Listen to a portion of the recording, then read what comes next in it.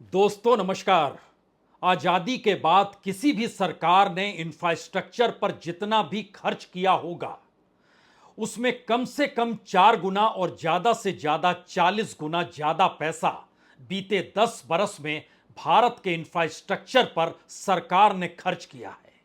सिर्फ सरकार ने खर्च नहीं किया है बल्कि पैसा कॉरपोरेट का भी लगा है। बड़ी बड़ी कंपनियों का पैसा लगा है। इस देश के भीतर सड़कों का जाल बिछ गया। इस देश के भीतर एयरपोर्ट बढ़ते चले गए। इस देश के भीतर चाहे वो ट्रांसपोर्ट हो, चाहे वो रोड हो, चाहे वो रेलवे हो, चाहे वो एविएशन हो, यहां तक कि वाटरवेज हो या शिपिंग हो, उस क्षेत्र में भी भारत ने कमाल की प्रगति की है। क्योंकि पैसा जितनी बड़ी तादाद में लगा, उस पैसे की रकम कागजों में दर्ज है। और वर्ल्ड बैंक और आईएमएफ की रिपोर्ट बताती है कि भारत में अभी और इंफ्रास्ट्रक्चर की जरूरत है। और इस इंफ्रास्ट्रक्चर पर 2024 से लेकर 2029 तक, यानी अगले लोकसभा चुनाव तक तकरीबन 147 लाख करोड़, जी 147 लाख करोड़ रुपए और खर्च होंगे। और उसमें दुनिया के तमाम कंपनियों की भागीदारी होगी, बड़े बड़े बैंकों की भागीदारी होगी। और बीते 10 बरस में तकरीबन 100 लाख करोड़ रुपए से ज्यादा इस देश के इंफ्रास्ट्रक्चर पर खर्च हो गया। अब आपका पहला सवाल यही होगा, क्या ये पैसा इस देश में तमाम एयरपोर्ट पर खर्च हुआ, जिन एयरपोर्ट को ढहते हुए और चूते हुए इस दौर में देखा गया? और दिल्ली में तो टर्मिनल 1 के नीचे आकर एक व्यक्ति की मौत भी हो गई। उस परिवार की मुश्किलें आज भी कम नहीं हुई है। लेकिन टर्मिनल 1 की स्थिति कब शुरू होगी, इसको लेकर सरकार में बेचैनी है। और 15 अगस्त से वो शुरू हो जाए, इसको लेकर बड़ी तेजी से काम चल रहा है। आपका अगला सवाल होगा, तो क्या इस इंफ्रास्ट्रक्चर के दायरे में अयोध्या का राम मंदिर भी आएगा? जहां की जो स्थिति थी वह हजारों करोड़ रुपए खर्च करने के बाद जो स्थिति डामाडोल हो गई, तो उसकी जिम्मेदारी कौन लेगा? इस देश के बड़े बड़े बिल्डर्स हों, इस देश में बड़े बड़े बिजनेसमैन हो या कॉरपोरेट हाउसेस हों, सभी इंफ्रास्ट्रक्चर में क्यों आ गए? बजट से ऐन पहले अडानी मंच से कह रहे थे कि दरअसल अब इस देश के इंफ्रास्ट्रक्चर में वह लाखों करोड़ रुपया लगाने को तैयार हैं। और जब बजट आया तो बजट में बताया गया 11 लाख 11 हजार करोड़ इंफ्रास्ट्रक्चर पर खर्च होंगे। इस दौर में वो संसद में भी पानी गिरने लगा, संसद के भीतर भी पानी चला गया। और झरझर पानी बहता देखकर हर कोई यही पूछने लगा, क्या वही पैसा खर्च हुआ है इस देश का? और टैक्स पेयर का पैसा क्या यही है जो पानी में धुल रहा है? और इतना खर्च करने के बाद भी अगर कोई विजन नहीं है, दिल्ली जैसे शहर में जहां प्रगति मैदान टनल बनता है तो वहां एक पानी में बंद करना पड़ जाता है क्योंकि अंदर स्विमिंग पूल बन जाती है। तो आइए आज इस पूरी परिस्थिति के कच्चे चिट्ठे को खोलने की कोशिश की जाए। क्योंकि इस दौर में जो वर्ल्ड बैंक और आईएमएफ और सरकार की मिलीजुली रिपोर्ट बतलाती है वो बहुत साफ कहती है कि दरअसल इकोनॉमिक ग्रोथ जो होता है और 5 ट्रिलियन डॉलर तक जो भारत की इकोनॉमी को पहुंचाना है, उसमें बेसिक चीज इंफ्रास्ट्रक्चर है और यही सबसे बड़ा आधार है। आरबीआई ने 4 बरस पहले बताया था कि 2020 से 2024 के बीच में इस देश में रियल एस्टेट कंस्ट्रक्शन में सबसे ज्यादा 1,30,000 करोड़ रुपए पैसा लगे हैं। इस दौर में यह भी जानकारी आई कि जो भी स्थिति लगातार बन रही है और अलग अलग प्रोजेक्ट्स का ऐलान हो रहा है, उनकी तादाद हजारों में है। खुद प्रधानमंत्री मार्च में गए थे, यानी चंद महीने पहले बंगाल गए थे। वहां उन्होंने जाके मल्टीपल कनेक्टिविटी प्रोजेक्ट का उद्घाटन कर दिया कोलकाता पहुंचकर। इसमें तकरीबन 1.8 बिलियन डॉलर का खर्च होना है। मार्च के महीने में ही जो सिविल एविएशन मिनिस्टर और स्टील मिनिस्टर थे, उन्होंने लगभग 15 एयरपोर्ट के उद्घाटन का जिक्र किया जो 2028 तक पूरा होगा और तकरीबन 12.1 बिलियन डॉलर इस पे खर्च होगा। और पहले चले जाइएगा तो जो नेशनल हाईवे प्रोजेक्ट है उसको लेकर 2022 के जून के महीने में कहा गया था कि दरअसल वो भी पटना और हाजीपुर पहुंचकर कहा गया था कि लगभग 13,585 करोड़ रुपए का ये नेशनल हाईवे का प्रोजेक्ट है। वो पूरा हुआ नहीं है। लेकिन ऐसे ना जाने कितने प्रोजेक्ट होंगे और आपके जहन में बार बार एक ही सवाल आ रहा होगा, क्या जो पानी टपक रहा है संसद भवन के छत से, उस टॉम्ब से, उस छत को देखने के बाद क्या इस देश में इसी तरीके से पैसों की बरसात हो रही है? और इतना पैसा क्या लूटा जा रहा है? और उस लूट में भागीदारी क्या उस कॉरपोरेट और सरकार के नेक्सस की तो नहीं है? तो एक एक परत को खोलें, लेकिन उससे पहले हमें लगता है शुरुआत में इस तस्वीर को जरूर देखना चाहिए। यह पार्लियामेंट की तस्वीर है, कल रात और आज सुबह की तस्वीर है।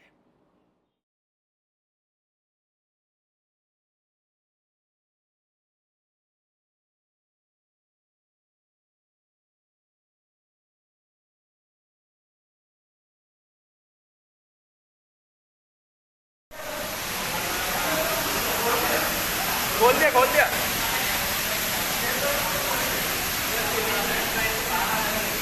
ये हमारा राज्यसभा।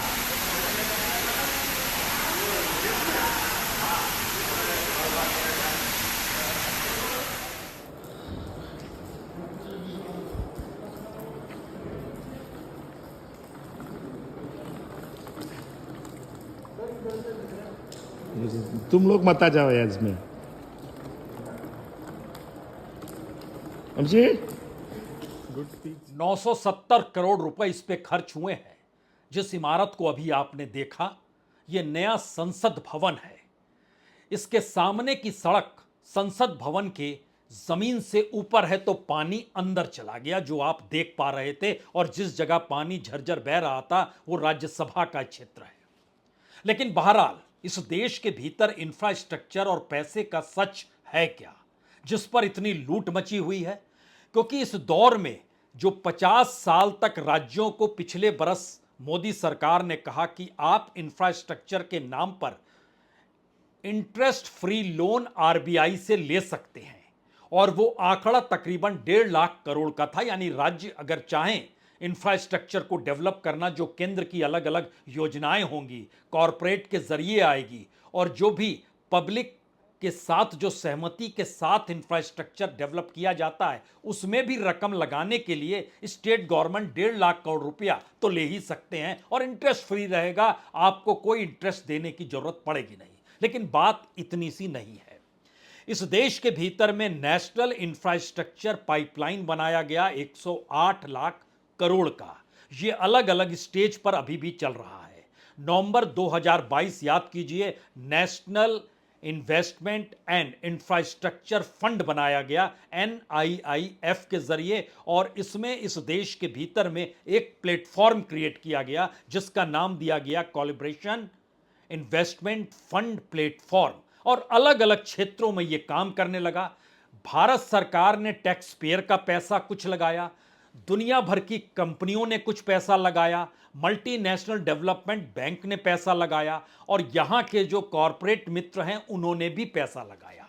कॉरपोरेट मित्रों की साख और उनका स्टेक ज्यादा रहा, तो लाभ उनको इस रूप में मिला कि जो पैसा लग रहा था और इस देश के भीतर में बेसिक इंफ्रास्ट्रक्चर पे जो खर्च होना था और जो खर्च बताया जा रहा था, उसके बीच का इतना बड़ा हिस्सा वो फ्री ऑफ कॉस्ट कहीं कॉरपोरेट मित्रों को मिल तो नहीं रहा था।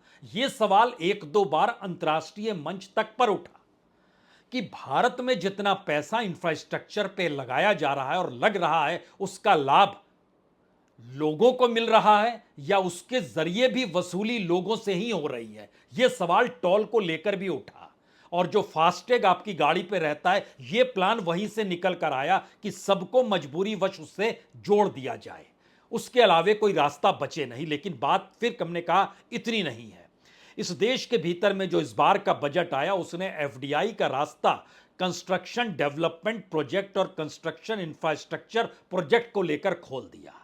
दोनों पर कुल मिला के $60 बिलियन से ज्यादा का खर्चा सरकार कर रही है, यह उसने खुले तौर पर बतला दिया।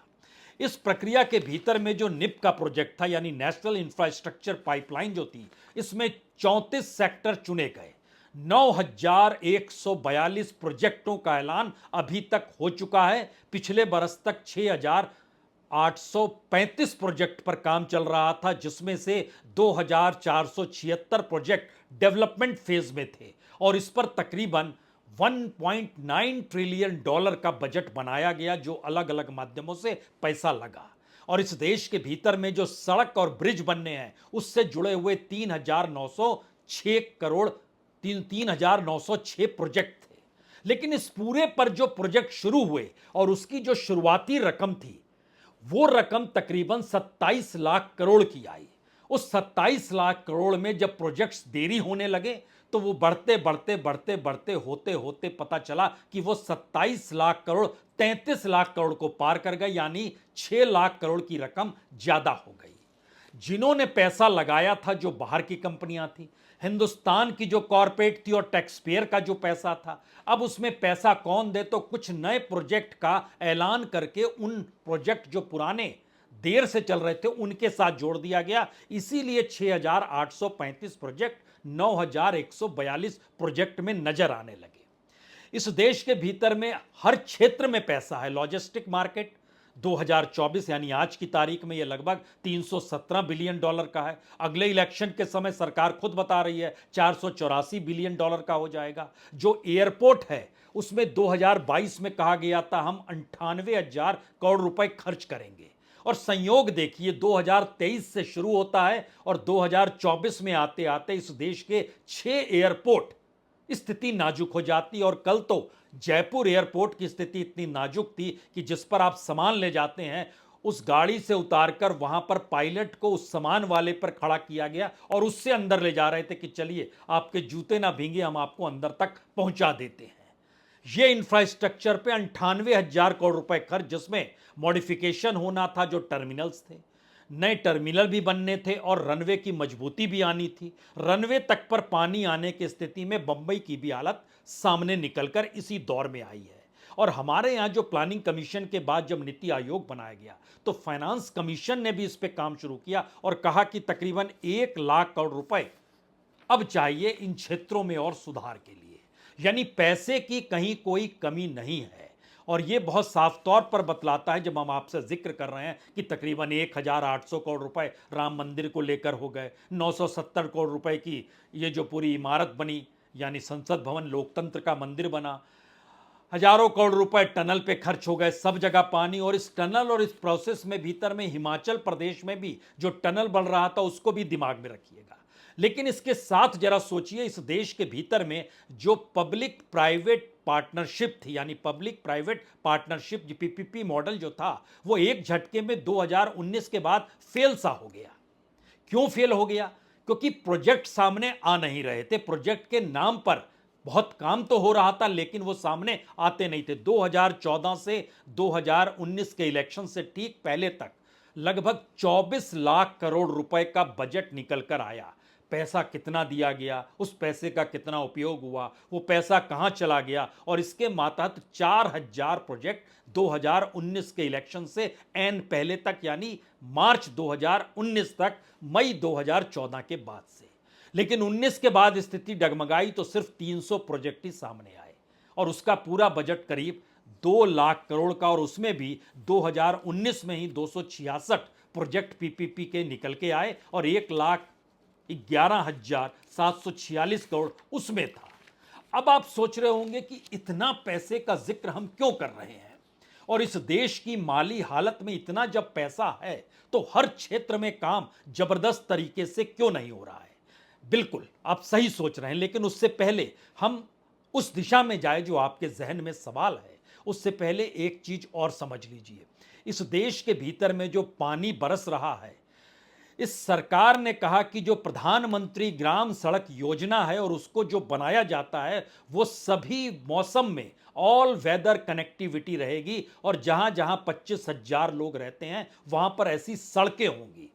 और इसमें तकरीबन राज्यों को 1.5 लाख करोड़ का कहा गया पैसा निकालिए, जो आपको इंटरेस्ट फ्री मिलेगा, बाकी पैसा हम निकालेंगे। इसी के दायरे में 11 लाख करोड़ जो इस बजट में शामिल है, उसका भी एक हिस्सा है। इसके दायरे में बिहार है, असम है, हिमाचल प्रदेश है, उत्तराखंड है, सिक्किम है। अब ये ना पूछिएगा कि वहां पर कितनी सड़कें डूबी या क्या इंफ्रास्ट्रक्चर बचा भी है कि नहीं बचा है, क्योंकि काम तो जबरदस्त हो रहा है, लेकिन आपको प्रोजेक्ट्स नजर नहीं आएंगे। और इस पूरी प्रक्रिया में सरकार ने पिछले साल न्यू इंफ्रास्ट्रक्चर फाइनेंस सेक्रेटरीट एक बनाया और उसके जरिए प्राइवेट इंफ्रास्ट्रक्चर इन्वेस्टमेंट कैसे बढ़े, इस दिशा में काम करना शुरू किया। और उसी के बाद ये रिपोर्ट बनाई गई कि 2024 से 2030 तक लगभग 143 लाख करोड़ रुपए इंफ्रास्ट्रक्चर में लगेंगे।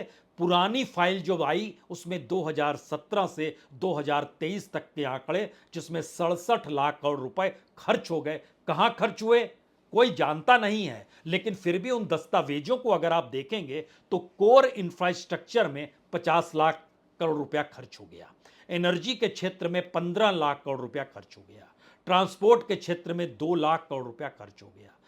सब में लाख करोड़ जोड़ते चले जाइएगा और इसको बढ़ाया गया है अब, और कोर इंफ्रास्ट्रक्चर में अब 100 लाख करोड़ का आंकड़ा बताया गया है। एनर्जी के क्षेत्र में 40 लाख करोड़ 2029 तक और चलते चले जाएंगे। और महत्वपूर्ण तो यह भी है कि इस दौर में एक ग्रीन इंफ्रास्ट्रक्चर आ गया, जिसमें इस देश के कॉरपोरेट मित्रों का बड़ा योगदान है।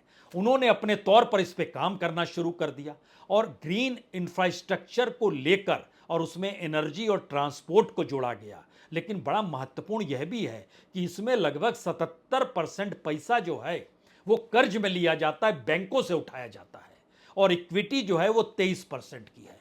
अब आप सोच रहे होंगे कि 77% पैसा, अब आप सोचे एनर्जी के क्षेत्र में लगभग 6,60,000 करोड़ रुपए में से 77% पैसा कर्ज पे ले लिया गया, कंपनियों ने बाकी इक्विटी ले ली। इसके आधार पर चीजें चलने लगी और जो अलग अलग क्षेत्रों में जो काम हो रहा था इससे हटकर उसमें सड़क पर 19 लाख करोड़ रुपया, रेलवे पर 12 लाख करोड़ रुपया, अर्बन इंफ्रास्ट्रक्चर पर 8 लाख करोड़ रुपया, बाकी इंफ्रास्ट्रक्चर पर 12 लाख करोड़ रुपया। ये है 51 लाख करोड़ का पूरा आंकड़ा जो सरकार अपने तौर पर बतलाती है।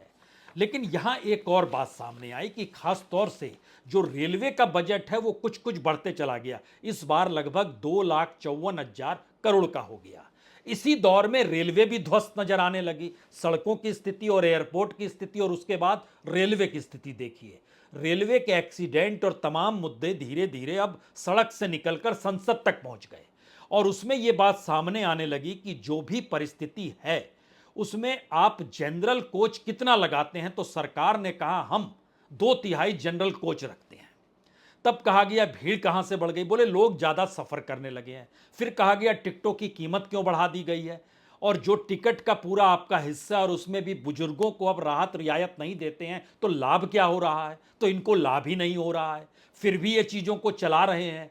या फिर पैसा बजट का निकाल रहे हैं, टैक्स पेयर का ही पैसा है ये, जो बजट के हिस्से 2,54,000 करोड़ का हम जिक्र कर रहे हैं, क्योंकि पिछले बजट में 2,40,000 करोड़ का जिक्र था। और आज जब पार्लियामेंट के भीतर ये बात निकल कर आई कि इतना पैसा जो आप खर्च कर रहे हैं इसमें वंदे भारत निकल कर आ गया, जो शताब्दी एक्सप्रेस थी और जो राजधानी एक्सप्रेस थी उससे भी ये चीज़ें आगे निकल कर आ गई। लेकिन इस देश के भीतर में जो लाइफलाइन इसलिए कहा जाता है क्योंकि इस देश की 90% आबादी जो है वो जनरल डब्बे में सफ़र करती है। उनके लिए राहत की क्या व्यवस्था है, तो सरकार ने कहा देखिए 10,000 डब्बे जनरल कोच के बन रहे हैं, जल्द ही बन जाएंगे। लेकिन बात ये नहीं है, इस देश के भीतर में बेसिक इंफ्रास्ट्रक्चर की स्थिति क्या है इसको भी जरा जान लीजिए। और उससे पहले जरा सुन लीजिए रेल मंत्री जब पार्लियामेंट के भीतर उनसे सवाल किए जा रहे थे तो वह गुस्से में आ गए, तेवर में आ गए और कहने लग गए सरकार ऐसे चलेगी क्या। अध्यक्ष जी जो इस तरह से बोल रहे हैं वो उनको पूछिए कि वो 58 साल के अपने राज में 1 किलोमीटर पर भी एटीपी क्यों नहीं लगा पाए, 1 किलोमीटर भी एटीपी। आज ये प्रश्न पूछने की हिम्मत करते हैं, अपने कार्यकाल को देखें, अपने गिरेबान में जाके, अपने गिरेबान में पहले झांक के बताएं। इसी हाउस में ममता जी जब रेलवे मिनिस्टर थी वो अपने एक्सीडेंट के नंबर बताती थी, 0.24 से 0.19 पे होने पर कितनी तालियां बजाते थे। आज 0.19 से 0.03 इंडेक्स होने पर आज इस तरह के आरोप लगाते हैं। क्या है ये बात? ऐसे देश चलेगा क्या माननीय अध्यक्ष जी? देश चलाने के लिए रेलवे की सुधारने के लिए सबको सहयोग करना पड़ेगा। ये ऐसे नहीं चल सकता। मुश्किल तो यही है, इस देश में किसी भी मंत्री से उन्हीं के मंत्रालय के बारे में पूछ लीजिए तो वह तेवर में आ जाते हैं और कहते हैं आप ये कैसे पूछ रहे हैं। सवाल रेल मंत्री का भी है, सवाल सड़क मंत्री का भी है, जिनसे टोल के बारे में पूछ लीजिए तो कहेंगे टोल मत दीजिए आप। लेकिन क्या सड़क पर यह संभव है कि कोई भी व्यक्ति जा रहा है और वो झगड़ा करने में लग जाए कि हर आधे किलोमीटर के बाद आप टोल क्यों ले रहे हैं? और ये तमाम परिस्थितियों के बीच आप किसी भी मंत्री से पूछ लीजिए, फाइनेंस मिनिस्टर से पूछ लीजिए कि इस देश के भीतर में कोर सेक्टर की हालत इतनी बदहाल क्यों हो गई। एग्रीकल्चर मिनिस्टर से पूछ लीजिए, ऐसी कौन सी परिस्थिति आ गई जिसमें दाल जो है आपको आयात करना पड़ रहा है और वह लगभग 100% ज्यादा बढ़ गया है। इस देश के माइन और कोयला मंत्री से पूछ लीजिए, ऐसी कौन सी स्थिति है इस देश का कोयला लोग नहीं चाहते हैं और बाहर से कोयला आयात हो रहा है। एनर्जी मिनिस्टर से पूछ लीजिए, ऐसी कौन सी परिस्थिति है कि हम एनर्जी की मांग को भी पूरी नहीं कर पा रहे हैं और बाहर से जो कोयला एनर्जी के लिए आ रहा है वह डबल ट्रिपल कीमत में क्यों ले रहे हैं। कॉमर्स मिनिस्टर से पूछ लीजिए, बोलेंगे नहीं नहीं नहीं, चीन को लेकर हमने कोई समझौता नहीं किया। यह अलग मसला है कि चीन के साथ व्यापार इस दौर में पिछले साल की तुलना में बढ़ गया है। यानी कोई जवाब देने की स्थिति में नहीं होगा तो हमें लगता है कुछ फैक्ट्स आप लोग को जान लेने चाहिए। सबसे बड़ी बात यह है कि कोर सेक्टर जिसके दायरे में इंडस्ट्री कोल आता है, क्रूड ऑयल आता है, स्टील आता है, सीमेंट आती है, इलेक्ट्रिसिटी आता है, फर्टिलाइजर आता है, रिफाइनरी प्रोडक्ट और नेचुरल गैस आते हैं। इसमें सिर्फ कोल, फर्टिलाइजर, सीमेंट, इन्हीं तीन का प्रोडक्शन बढ़ा है। और आपको जानकर हैरत होगी कि इलेक्ट्रिसिटी में -6% कम हो गया, 13.7 पे थे, घट के 7.7% पे आ गया। स्टील में -4.1% हो गया, 6.8% पे थे ग्रोथ रेट, वो घटकर 2.7% पे आ गई। नेचुरल गैस -4.2% हो गया, जो 7.5% का ग्रोथ था वो घटकर 3.3% के ग्रोथ पर आ गया। जो क्रूड ऑयल है इसमें लगभग 2.6% की कटौती हो गई। जो रिफाइनरी है उसमें 1.5% नीचे आ गया। हम आपसे एग्रीकल्चर के क्षेत्र दालों का भी जिक्र कर रहे थे, तो ये सोचिए कि सिर्फ अप्रैल और मई के महीने में 1.13 मिलियन टन दाल आयात किया गया है और पिछले फाइनेंशियल ईयर में 4.7 मिलियन टन आयात किया गया है। उससे पिछले साल का डबल हो गया, ये 2.5 मिलियन टन था जो बढ़कर 4.7 मिलियन तक आ गया। और बीते 2 महीनों में जो 1.13 मिलियन हुआ है, ये आपको बतलाता है कि इस बरस दाल का आयात हम पिछले साल 4.7 मिलियन से आगे लगभग 5.5 मिलियन टन तक कर लेंगे। हमारे किसान, हमारी जमीन, इसको कैसे बेहतर बनाया जाए, सरकार के पास विजन नहीं है, उपाय नहीं है, या उसका ध्यान इस इंफ्रास्ट्रक्चर पर है जिस इंफ्रास्ट्रक्चर को डेवलप करने के लिए 77% तक कर्ज लिया जाता है। और सच यह है कि बीते एक बरस में, सिर्फ एक बरस में, यानी 30 जून 2023 से लेकर 30 जून 2024 तक इंडस्ट्री के क्षेत्र में 2,65,000 करोड़ रुपए लोन और लिए गए। हाउसिंग के क्षेत्र में 3,75,000 करोड़ रुपए लोन और लिए गए। जो नॉन बैंकिंग फाइनेंशियल इंस्टीट्यूशन है उन्होंने लगभग 1.25 करोड़ रुपया लोन, एक बरस का ये पूरा हिस्सा है। इन सब का लोन गिनना शुरू कीजिएगा तो ये और ज्यादा है। मसलन इंडस्ट्री के क्षेत्र का लोन तो बढ़कर 34 लाख करोड़ पार कर गया है। और इन सब के बीच आखिरी सच भी जान लीजिए, जो किसानों को किसान सम्मान निधि दी जाती है उसमें सरकार ने संसद के भीतर कहा कि हमने 17 किस्त दी है। और इन 17 किस्त में पार्लियामेंट में दर्ज जो सवाल जवाब है उसमें जवाब में कहा गया हमने 17 किस्त 11 करोड़ किसानों में बांटी है और कुल रकम 3,24,000 करोड़ की है। अगर ये 3,24,000 करोड़ को आप 17 किस्त से भाग कर दें और उसको अगर आप 11 करोड़ किसानों में बांट दें तो हर के हिस्से में सिर्फ 1,732 रुपए आएंगे, जो 17 किस्त का हिस्सा है। तो इंफ्रास्ट्रक्चर का पैसा, उसकी पूंजी, उससे खड़ी होती हुई इमारतें और इन इमारतों में से पानी का चूना या ढहढहाकर पानी का पूरा फ्लो अंदर में चले जाना, बाजार के बाजार हिमाचल में ढहते चले जा रहे हैं। क्यों? पैसा कम खर्च किया गया, नींव मजबूत नहीं थी। असल खेल यही है कि भारत में अर्थव्यवस्था की नींव उस राजनीति पर आकर खड़ी हो गई है जिस राजनीति को समझ आ चुका है कि पैसे से पैसा बनाने की सोच अगर आपने डेवलप कर ली तो उससे बड़ा डेवलपमेंट कुछ भी नहीं होता है, और इस देश का यही बेसिक इंफ्रास्ट्रक्चर है। बहुत बहुत शुक्रिया, बहुत बहुत शुक्रिया।